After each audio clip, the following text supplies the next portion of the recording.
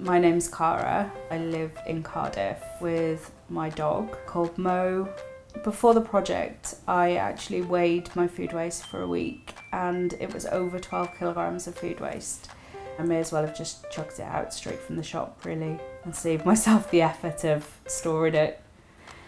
As part of the project, I bought the hydroponics unit, which has meant that I was able to grow vegetables in my second floor flat, even without natural light, all through the year. When I first planted the seeds, I was really excited.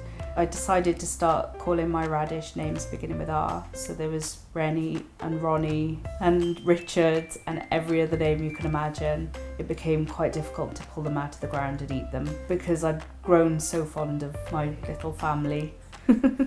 I've massively reduced my food bill, 25% off my food bill, and it's massively reduced my food waste. And it's all because of the project.